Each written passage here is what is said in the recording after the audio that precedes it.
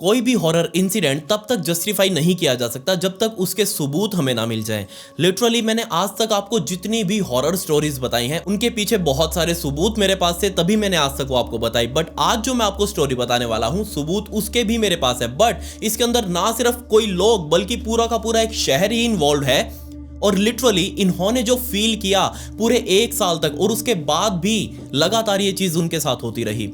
सच में ये चीज बहुत बहुत ज्यादा दिल दहला देने वाली थी और इसका एंड कितने लोगों की जान लेकर बैठा, यकीन मानिए आपको इस चीज के ऊपर विश्वास ही नहीं होगा। बट आप भी अपने हाथों से एक बहुत ही अजीब सी हॉरर सी शेप बनाकर लाइक बटन को थोड़ा सा डराने की कोशिश करिए, वो यकीनन डर जाएगा। आप उसको डराइए, दबाइए, सब्सक्राइब बटन को भी थोड़ा सा गुलू गुलू करिए, कमेंट्स में पिक में लिख दें ताकि आने वाली वीडियो में मैं आप में से किसी को शॉर्ट आउट दे दूं। Let's dive in.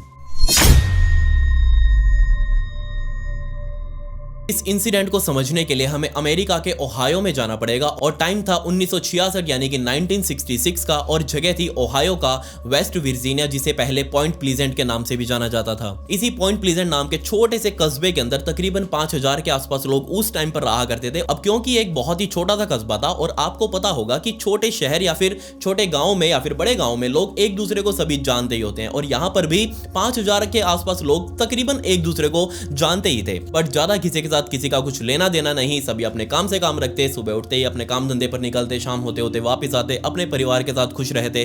बस यही सब कुछ उनकी जिंदगी में चल रहा था। नवंबर 1966 के अंत में यहीं पर रहने वाले रॉजर स्कारबेरी नाम के एक आदमी ने अपनी पत्नी लिंडा और उसके ही 2-3 फ्रेंड्स और तकरीबन 5 लोग रॉजर की गाड़ी में बैठे और ये गाड़ी सीधा इस पॉइंट प्लीजेंट से बाहर निकलते हुए तकरीबन इस कस्बे से 15 से 16 किलोमीटर दूर जंगलों में बनी हुई वर्ल्ड वॉर 2 के टाइम की TNT फैक्ट्री के आसपास जाने वाले थे। अब असल में वर्ल्ड वॉर 2 के टाइम पर बहुत सारी ऐसी TNT फैक्ट्रीज बनाई गई थी जिनके अंदर गोला बारूद मैन्युफैक्चर किया जाता था, और ऐसी एक TNT फैक्ट्री यहां इस कस्बे के पास भी मौजूद थी। बट वर्ल्ड वॉर 2 के बाद से ही उस फैक्ट्री के ऊपर बैन लगा दिया गया और उस टाइम के बाद से ही ये पूरी की पूरी फैक्ट्री लावारिस पड़ी हुई थी। इसके अंदर झांकना तो दूर की बात, कोई इसके आसपास भी फटकना जरूरी नहीं समझता। बट बहुत सारे लोग ऐसे भी थे इसी शहर में रहने वाले जिनके लिए ये फैक्ट्री में जाना, इसके आसपास थोड़ा समय बिताना एक पिकनिक जैसा हुआ करता था। और ऐसा ही कुछ अब ये रॉजर और उसके साथ पूरा परिवार उसका और उसके दोस्त भी सब कुछ यही पिकनिक मनाने के लिए जा रहे थे। उस दिन उनकी छुट्टी थी काम से, तो दोपहर के टाइम पर ही रॉजर और उसके साथ बैठे 4 और लोग ये अपनी गाड़ी उठाकर सीधा अपने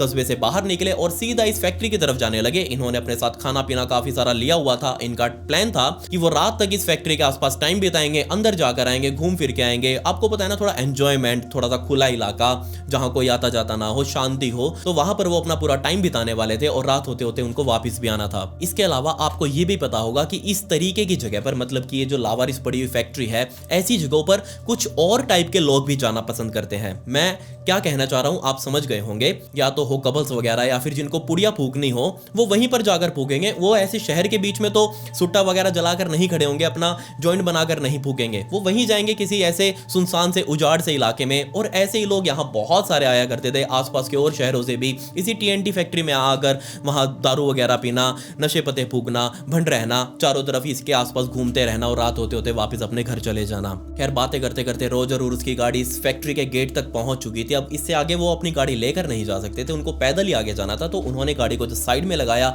5 लोग ये गाड़ी से बाहर निकले, गाड़ी से सारा सामान बाहर निकाला, गाड़ी को लॉक किया, अपने अपने कंधे पर वो बैग्स टांग कर जो भी उनके खाने पीने का सामान था सभी ने अपने अपने ऊपर टांगा और आगे की तरफ चलने लगे। जैसे उन्होंने झाड़ी हटाकर उस गेट्स के अंदर अपना पैर रखा, तभी यहाँ रॉजर ने मुड़कर अपनी पत्नी लिंडा से कहा कि यार मुझे कुछ बहुत ही अजीब सा फील हुआ अभी। लिंडा ने उसे पूछा कि क्या फील हुआ, मुझे बताओ। बट यहाँ रॉजर उस चीज को एक्सप्लेन नहीं कर पाया कि उसको क्या फील हुआ। आपने कभी देखा होगा कि आपके साथ भी कभी ऐसा कुछ फील हुआ हो जो बहुत अजीब लगा हो आपको और आप उस चीज को एक्सप्लेन नहीं कर पा रहे हो। बिल्कुल ऐसा ही कुछ यहाँ रॉजर के साथ भी हुआ, उसको भी कुछ अजीब सा लगा। खैर इस चीज को इग्नोर करते हुए रॉजर ने कहा कोई बात नहीं, आगे चलते हैं, आगे आराम से बैठकर बातें करेंगे, मैं देखूंगा मुझे क्या फील हुआ है। तो जैसे ये 5 लोग उस गेट को क्रॉस करके अंदर की तरफ गए, तभी यहाँ हल्का हल्का जंगल का अंधेरा आने लगा था। अब क्योंकि वहां चारों तरफ जंगल ही था, ज्यादा धूप वहां आ नहीं रही थी, तो वहां हल्का हल्का अंधेरा होने लगा था। तो जैसे ये 5 लोग अंदर की तरफ गए, इन 5 लोगों ने सामने से 2 लाल रंग की रोशनियों को आते हुए देखा। अब आप सोच कर देखिए, एक लावारिस पड़ी हुई बहुत ही बड़ी फैक्ट्री और सामने से 2 लाल लाइट उनको दिखाई दे रही हैं। ये सभी सोचने लगे कि आखिर ये लाल लाइट किस चीज की है, क्या ये कोई गाड़ी है जो हमारी तरफ चले आ रही है।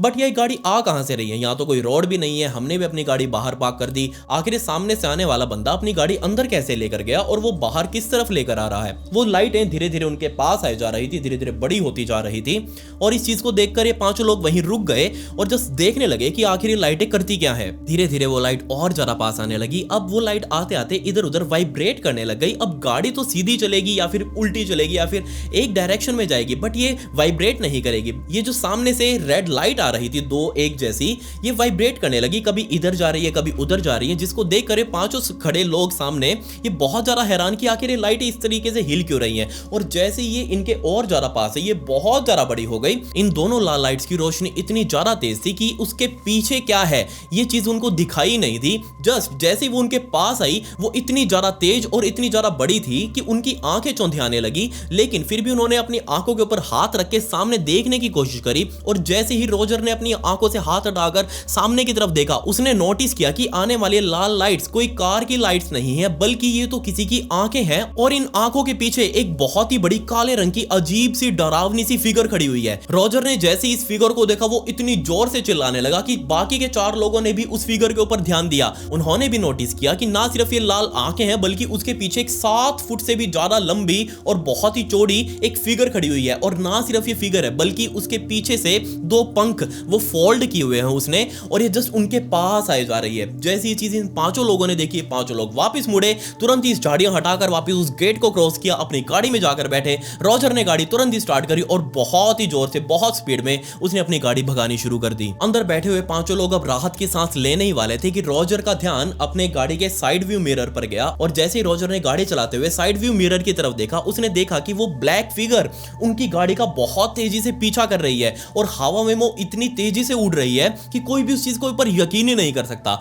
रोजर ने अपनी गाड़ी फुल स्पीड में भगाई हुई थी, बट वो फिगर उनसे भी ज्यादा तेज उड़ती हुई लगभग उनकी गाड़ी को क्रॉस करने ही वाली थी। जैसे ही उसने वो चीज देखी, उसने चिल्लाना शुरू कर दिया। बाकी के 4 लोगों ने भी उस फिगर को अपनी गाड़ी के साइड में उड़ते हुए देखा। लिटरली ना ही उसके वो पंख अभी भी अनफोल्ड नहीं हुए, अभी भी उसके वो पंख पीछे ही हैं, जस्ट वो लेटी हुई पोजीशन में उनकी गाड़ी का पीछा कर रही थी। उस फिगर की आंखें अभी भी बहुत जोर से चमक रही थी और लिटरली सिर्फ अंधेरे के अंदर उसकी आंखें ही देखी जा सकती थी। जल्दी इन पांचों लोगों ने डिस्कस किया कि उनको पुलिस स्टेशन जाकर ये गाड़ी सीधा रोकनी चाहिए। तुरंत ही रोजर ने गाड़ी का स्टीयरिंग लोकल पुलिस स्टेशन की तरफ घुमाया और जैसे ही उसने लोकल पुलिस स्टेशन की पार्किंग में अपनी गाड़ी को पार्क किया, उस पॉइंट तक आते आते भी इस डार्क ब्लैक फिगर ने, जिसकी लाल आंखें हैं, उसने इस गाड़ी का पीछा किया और जैसे ही पार्क करके पांचों लोग गाड़ी से बाहर उतरे, इतने में ही वो फिगर गायब हो चुकी थी। जैसी ये चीज उन्होंने देखी, वो पांचों लोग इधर उधर देख रहे हैं कि आखिर वो फिगर कहां गई। अभी तक तो वो उनके पीछे पीछे उड़ती हुई आ रही थी, अब वो एकदम से कहां गायब हो गई। बट ये पांचों लोग बहुत ज्यादा डरे हुए थे, सीधा अंदर पुलिस स्टेशन में गए।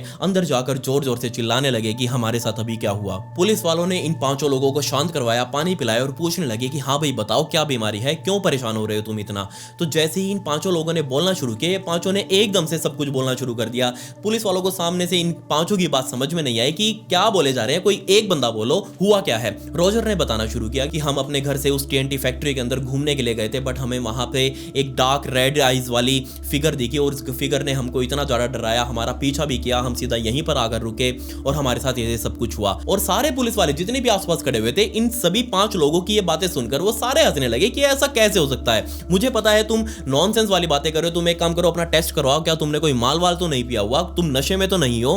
बट यहाँ रोजर ने कहा कि जनाब हम झूठ क्यों बोलेंगे, हम आपके पास नशा करके खुद थोड़ी ना आएंगे, हम कहीं और जाकर पड़ जाएंगे, अपना टाइम पास कर लेंगे, लेकिन हम जो कह रहे हैं वो सच कह रहे हैं। सामने चेयर के ऊपर बैठे हुए थे इस पुलिस स्टेशन के इंचार्ज मिलर्ड हार्वेस्टेड नाम के एक पुलिस ऑफिसर, और जैसे ही उन्होंने इन 5 लोगों की बात सुनी, वो बिल्कुल चुप थे, बाकी सारे पुलिस ऑफिसर सुन रहे थे। मिलर ने सामने से खड़े होकर रोजर को कहा कि तुम जो कह रहे हो, मुझे तुम्हारी बातों के ऊपर कुछ हद तक विश्वास है। और ऐसा उन्होंने सिर्फ इसलिए कहा क्योंकि मिलर इन 5 लोगों के पड़ोसी ही थे, वो उनके पास ही रहा करते थे, पास वाले घर में ही, इसलिए उन्होंने बचपन से लेकर 5 लोगों को बड़ा होते हुए देखा था। तो उनको विश्वास था कि नहीं, ये 5 लोग इस तरीके से मजाक तो नहीं करेंगे, अगर इनके साथ कुछ हुआ है तभी तो ये बोलेंगे, ताली दोनों हाथों से बस, ये कुछ तो हुआ होगा, कुछ तो इनकी बातों में सच्चाई होगी। इसलिए उन्होंने इस केस की इन्वेस्टिगेशन करनी शुरू कर दी कि हाँ भाई तुम्हारी रिपोर्ट लिखवाओ, हम इसके बारे में जांच करेंगे कि आखिर वो क्या चीज थी जो तुम्हारा पीछा कर रही थी। पुलिस वालों ने इनकी स्टोरीज को कंफर्म करने के लिए 5 को अलग अलग बैठाया और डिस्क्रिप्शन लेने लगे कि आखिर बताओ तुमने वो क्या चीज देखी। और लिटरली इन 5 की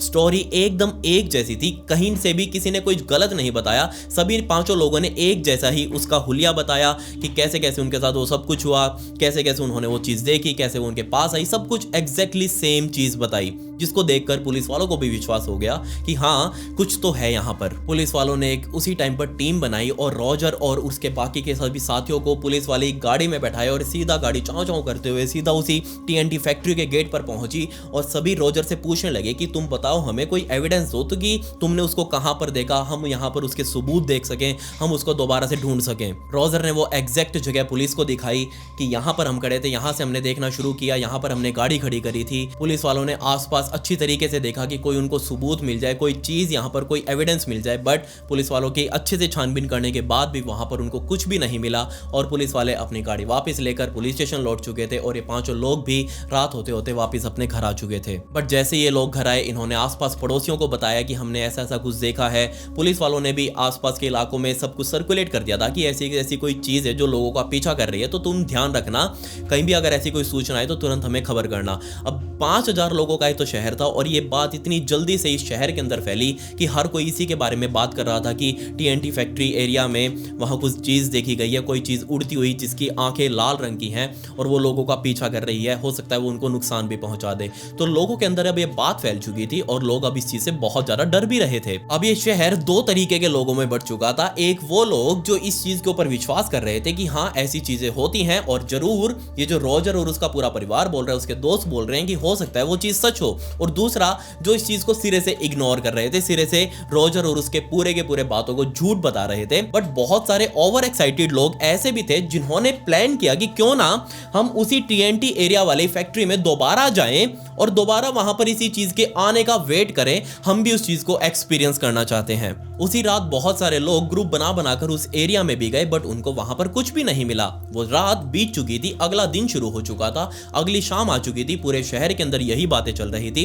बट इन सभी बातों से दूर इसी शहर में रहने वाली मार्सेला नाम की एक थोड़ी सी बुजुर्ग औरत, वो अपनी गाड़ी उठाकर अपनी दोस्त से मिलने के लिए गई जिसका घर उसी फैक्ट्री के आसपास ही मौजूद था। अब मार्सेला अपनी दोस्त से मिलने के लिए अकेली नहीं गई थी, वो अपने साथ अपने छोटे से बच्चे को भी लेकर गई थी। तो जैसे ये दोनों लोग, मतलब कि मार्सेला और उसका छोटा सा बच्चा उसके दोस्त के घर पहुंचे, वहां जाकर उन्होंने बातें करी, चाय नाश्ता किया और बातें करके रात होने वाली थी और मार्सेला ने अपने बच्चे को वापस गोदी में उठाया और अपनी दोस्त को टाटा बाय बाय करके वो उसके घर से बाहर निकल चुकी थी और अब अपनी गाड़ी की तरफ वापस जा रही थी। बट जैसे ही उसने अपनी गाड़ी की तरफ कदम बढ़ाने शुरू किए, उसकी दोस्त ने अपना दरवाजा बंद कर लिया था। बट उसकी गाड़ी के बिल्कुल पीछे ही मार्सेला ने दो लाल रंग की रोशनियों को देखा। जैसे ही उसने रोशनी देखी, उसके माइंड में वही सारी बातें घूमने लगी जो पूरा दिन से और कल रात से ही शहरवासी लोग कर रहे थे। जैसे ये चीज उसने देखी, उसको उस चीज के ऊपर विश्वास ही नहीं हुआ। लिटरली वो इतनी ज्यादा डर चुकी थी कि उसके हाथ से उसका बच्चा भी नीचे गिर गया और बच्चा जैसे ही नीचे गिरा, उसके गिरते उसने बहुत जोर से रोना शुरू कर दिया।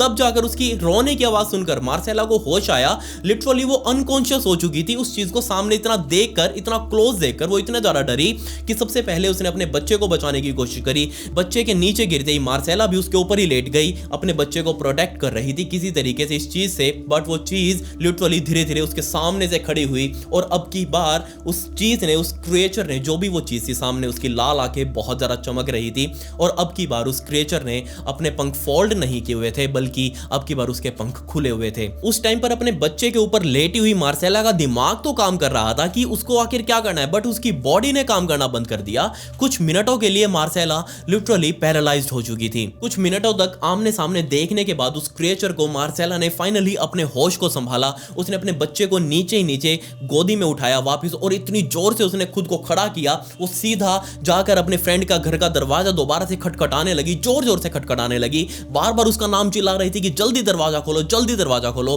उसकी फ्रेंड अंदर से भागती हुई आई, उसने दरवाजा खोला और पूछने लगी कि मार्सेला आखिर क्या हुआ है। मार्सेला अंदर घुसी, उसने दरवाजा वापस अंदर बंद किया और बताने लगी कि आखिर उसके साथ अभी क्या क्या हुआ। जैसे ये चीज मार्सेला की दोस्त ने सुनी, वो तुरंत अंदर गई, पुलिस वालों को कॉल किया और बताने लगी कि आखिर उनके साथ अभी क्या हुआ है। बट जिस टाइम पर मार्सेला की दोस्त ये पूरा का पूरा इंसिडेंट पुलिस वालों को बता रही थी कॉल पर, उसी टाइम पर पुलिस वालों ने भी इसी घर के अंदर से बहुत जोर जोर से खटपट खटपट की आवाजें सुनाई दी।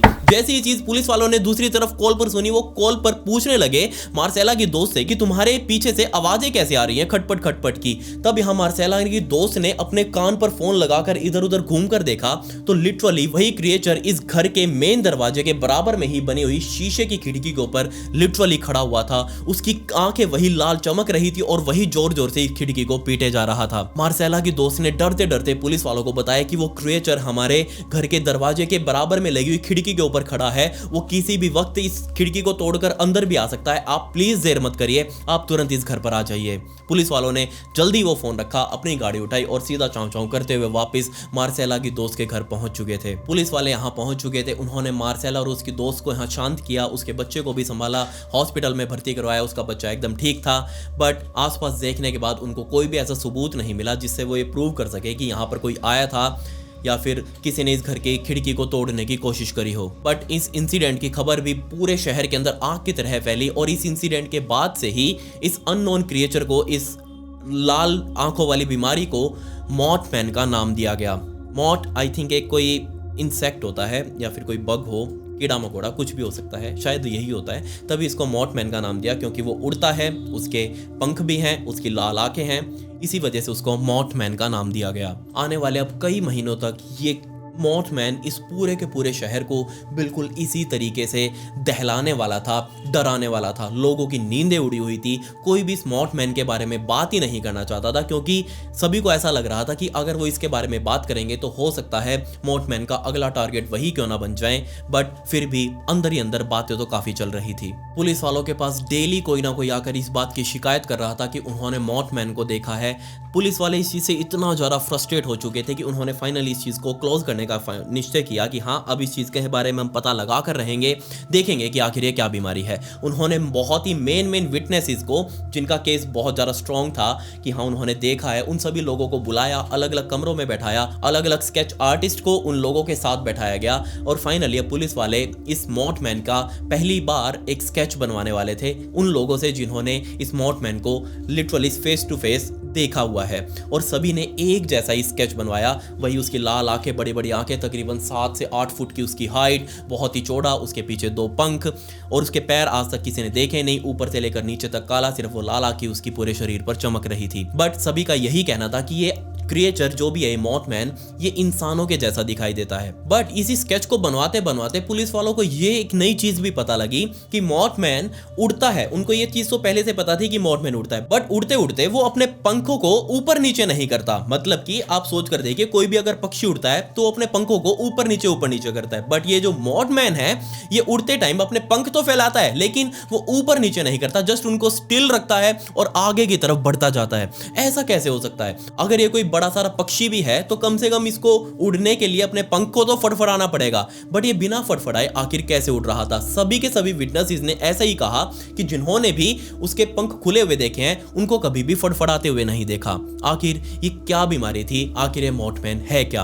अब एकदम से बहुत सारे लोगों का एक ग्रुप ऐसा निकलकर सामने आया इस शहर में ही, जो ये लोग बोल रहे थे कि उन्होंने उस क्रिएचर को देखा है और हो सकता है वो क्रिएचर जो भी है, ये क्रिएचर एक सैंड हिल क्रेन नाम का पक्षी भी हो सकता है। बट जैसे ये सैंड हिल क्रेन वाली चीज बहुत सारे शिकारियों ने, हंटर्स ने सुनी तो वो सामने आए, उन्होंने इन सभी लोगों को चुप करवा दिया कि नहीं नहीं यार, हम लोगों ने सैंड हिल क्रेन का भी शिकार किया हुआ है और हमने उसको बहुत पास से देखा है। पहली बात तो उसकी हाइट बहुत छोटी होती है और दूसरा उसकी आंखें नहीं चमकती। हो सकता है वो बिना पंख फड़फड़ाए भी काफी देर तक ग्लाइड कर सकता हो, बट वो इतना 7 फुट लंबा चौड़ा तो बिल्कुल भी नहीं हो सकता। इसीलिए अब इन नए लोगों को भी चुप करवाया जा चुका था। 2 नवंबर 1967 यानी कि 2 नवंबर 1967 का दिन आ चुका था। गहरी रात होने वाली थी। डेविड नाम का व्यक्ति जो शहर से इस टाइम पर बाहर गया हुआ था, वो अपनी गाड़ी लेकर वापस अपने शहर आने वाला था। उसको अपने घर जाना था, रात अपने घर पर ही बितानी थी। तो जैसे वो रास्ते से होते हुए अपने शहर के जस्ट करीब तकरीबन 5 से 7 किलोमीटर दूर था, तभी उसके साइड में से एक बहुत ही छोटी, बहुत ही अजीब सी गाड़ी ने ओवरटेक किया और वो ओवरटेक की हुई गाड़ी उसके आगे जाकर बस धीरे धीरे चलने लगी। पीछे अपनी गाड़ी चला रहा डेविड ने जोर जोर से हॉर्न मारने शुरू कर दिए कि ये जो भी गाड़ी सामने आई है नहीं, ये साइड में हटे और उसको घर जाना है। ये क्योंकि सामने चलने वाली गाड़ी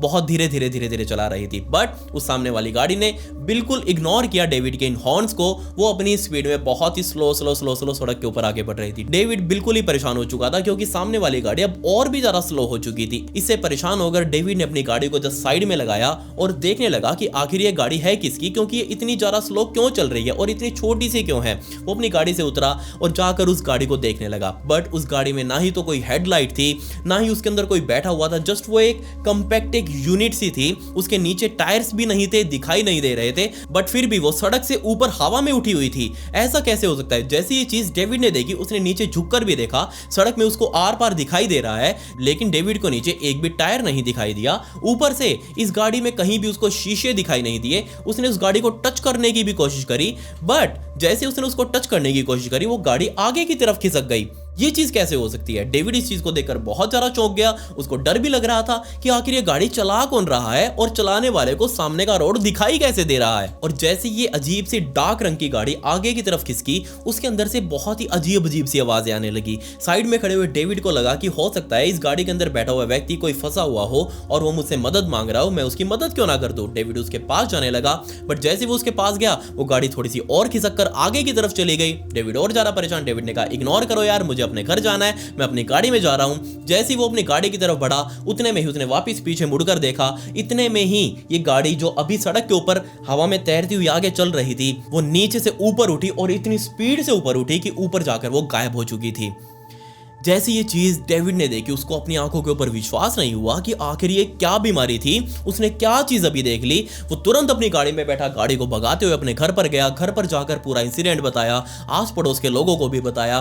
सभी लोग इकट्ठा होकर पुलिस वालों के पास भी गए, पुलिस को भी बताया, लेकिन कोई भी उसकी स्टोरी के ऊपर विश्वास ही नहीं कर रहा था कि ऐसा कुछ भी हो सकता है। बट बाद में इस चीज के ऊपर सभी लोगों को विश्वास करना पड़ा। क्यों? क्योंकि ये जो अजीब से काले रंग की गाड़ी थी, ये बहुत ज्यादा कॉमन हो चुकी थी। वहां पर आए दिन कोई ना कोई व्यक्ति आकर पुलिस में इस चीज की शिकायत कर रहा था कि उन्होंने इस अजीब सी तरीके से चलने वाली इस अजीब सी गाड़ी को देखा है। अब लोगों ने एक और एक को 11 करना शुरू कर दिया। मॉथमैन की बातें तो पहले से ही लोगों के माइंड में चल रही थी, अब इस नई अजीब से रंग की गाड़ी के बारे में भी लोगों ने बातें करना शुरू कर दिया। लोग समझने लगे कि हो सकता है ये मॉथमैन की गाड़ी ही हो और जरूर ये कोई एलियन टाइप हो, ये कोई यूएफओ हो जो यहाँ धरती पर आया हुआ हो और वो हमसे बात करने की कोशिश कर रहा हो। और दूसरी तरफ वो मॉथमैन भी हो सकता है कोई एलियन ही हो और वो हमसे बात करने की कोशिश कर रहा हो। इस चीज के ऊपर बहुत ही कम लोग उस टाइम पर विश्वास कर पाए, क्योंकि एलियंस का कॉन्सेप्ट उस टाइम पर दुनिया में बिल्कुल नया सा ही था। 15 दिसंबर 1967 यानी कि 15 दिसंबर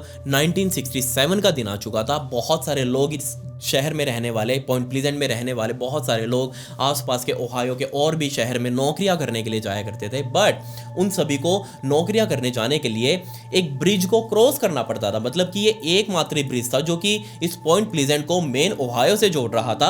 और इसी स्टील के ब्रिज को क्रॉस करके सभी लोगों को अपने अपने काम धंधे पर जाना होता था। डेली वो लोग सुबह सुबह इस ब्रिज को क्रॉस करते, अपने काम धंधों पर जाते, शाम होते होते वापिस इस ब्रिज को क्रॉस करके अपने घर जाते। ये उनकी डेली की रूटीन थी। बट 15 दिसंबर के दिन सुबह सुबह जैसे ही लोग इस ब्रिज को क्रॉस करने के लिए अपनी गाड़ी इसके ऊपर चढ़ाने वाले थे, बहुत सारे लोगों ने अपनी गाड़ियां इस ब्रिज के जो स्टार्टिंग पॉइंट पर ही रोकी हुई थी। क्यों? क्योंकि अब ये जो मॉथमैन था, उन सभी लोगों को इस ब्रिज के ऊपर बनी हुई आर्क के ऊपर, जो आप समझ सकते हैं ना, ब्रिज है उसके ऊपर एक ऐसी डिजाइन सा बना हुआ है स्टील का जो उसको सपोर्ट भी देता है ब्रिज को, उसी आर्क के ऊपर, उसी स्टील वाली रॉड के ऊपर मॉथमैन उनको खड़ा हुआ दिखाई दिया। उस साइड भी गाड़ियां काफी सारी रुकी हुई थी, इस साइड भी गाड़ियां काफी सारी रुकी हुई थी। बहुत सारे लोगों ने अपनी आंखों से लिटरली फेस टू फेस पहली बार मॉथमैन को देखा। जैसे उन्होंने देखा, वो इतना ज्यादा डर चुके थे, पुलिस वालों को लगातार कॉल कर रहे हैं कि जल्दी यहाँ ब्रिज पर आओ, हमारे सामने मॉथमैन खड़ा हुआ है, हमारे सामने मॉथमैन खड़ा हुआ है, हम उसको अभी देख पा रहे हैं और वो हमारे साथ अभी कुछ भी कर सकता है, हमें ब्रिज क्रॉस करना है। बट हमें ब्रिज क्रॉस करने में भी काफी ज्यादा डर लग रहा है। बट इससे पहले कि पुलिस वाले इस ब्रिज तक पहुंच पाते, उससे पहले ही पीछे इतना ज्यादा जाम लग चुका था दोनों तरफ कि सभी ने हॉर्न मारने शुरू कर दिए। अब बहुत से लोग मॉथमैन से डरे भी हुए थे जो आगे की तरफ खड़े हुए थे। अब बेचारों को पीछे से हॉर्न सुनते हैं तो प्रेशर पड़ ही जाता। आप खुद सोच कर देखिए, आप गाड़ी चला रहे हो, गाड़ी आपने बीच सड़क में रोक कर रखी हो और पीछे वाले हॉर्न मार रहे हैं, तो आप भी अपनी गाड़ी चलाकर आगे लेकर ही जाओगे। ऐसे ही यहाँ जो लोग बाहर निकले हुए थे अपनी गाड़ी से, वो सारे लोग अपनी गाड़ी में बैठे वापस और इस ब्रिज को क्रॉस करने लगे। बट जैसे वो इस ब्रिज को क्रॉस कर रहे थे, तब ये ब्रिज लिटरली बीच में से दो हिस्सों में टूट गया और बिल्कुल उसी टाइम पर ये सारी की सारी गाड़ियां जो उस ब्रिज के ऊपर उस टाइम पर थी, ये सारी की सारी नीचे नदी में जा गिरी।